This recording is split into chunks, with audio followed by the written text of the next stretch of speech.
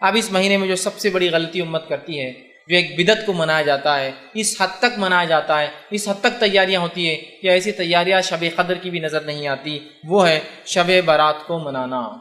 ایک رات جس کا نام شب برات رکھ دیا گیا، نفرت والی رات، نفرت کے اظہار کرنے والی رات۔ پتہ نہیں نام ایسا کیوں چنا۔ اور پہلے تو حال یہ تھا کہ شب برات کے بارے میں جب کہا گیا بھائی ایسا نام کیوں رکھا برات، نفرت کی رات، نفرت کے اظہار کی رات، جب عقل میں آ رہے بات تو صحیح ہے، یہ نام غلط دیا، فوراً نام چینج کر دیا، اب نیا لائے۔ قرآن سے ثابت ہے یہ رات، کیا اس کا نام ہے لیلۃ مبارکہ۔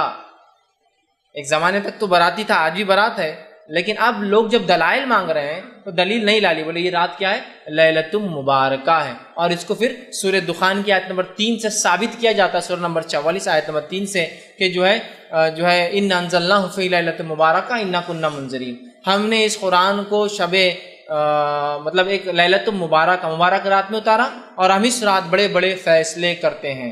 یہ بات لا کر فٹ کر دی گئی۔ آئیے اب شب برات کے بارے میں کیا صحیح اور کیا غلط، وہ میں آپ کے سامنے رکھنے کی کوشش کرتا ہوں۔ سب سے پہلے انشاءاللہ عزیز ہم دیکھیں گے کہ شب برات کے اندر کیا چیز ہے جو صحیح ہوتی ہے، جو صحیح ہے اس کے بارے میں، اور باقی سب غلط پہ دیکھیں گے۔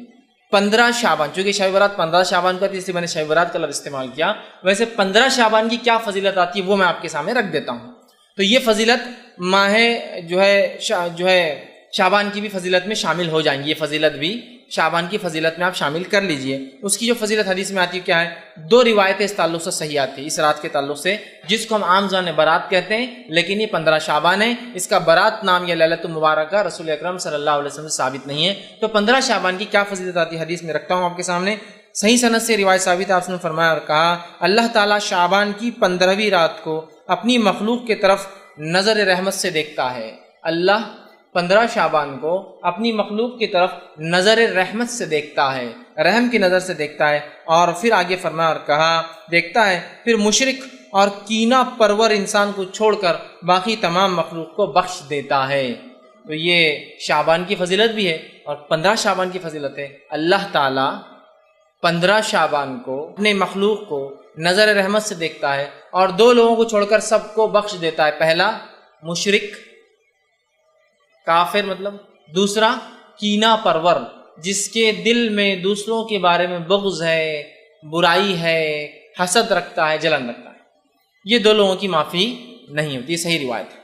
دوسری حدیث اس طرح سے آتی ہے، اور جو ہے وہ حدیث اس طرح سے ہے کہ علامہ ناصر اللہ البانی نے اس کو جامع صحیح الجامع کے اندر روایت کیا کہ حدیث کے الفاظ اس طرح، بے شک اللہ تعالیٰ شعبان کی 15ویں رات کو اپنے بندوں پر رحمت سے نظر ڈالتا ہے، پھر مومنوں کو معاف کر دیتا ہے، کافروں کو ڈھیل دیتا ہے، اور کینہ پرور لوگوں کو چھوڑ دیتا ہے، یہاں تک کہ اپنے دلوں سے کینے کو نکال دے۔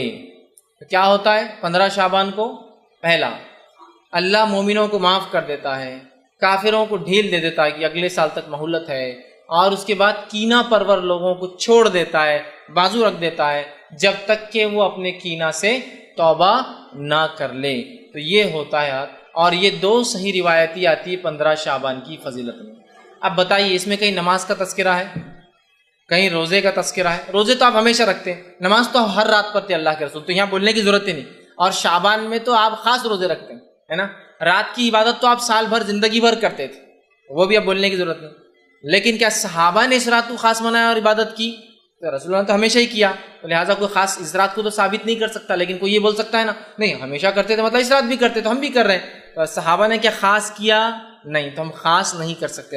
یہ 2 روایتیں یاد رکھیے اس تعلق سے صحیح آتی ہیں۔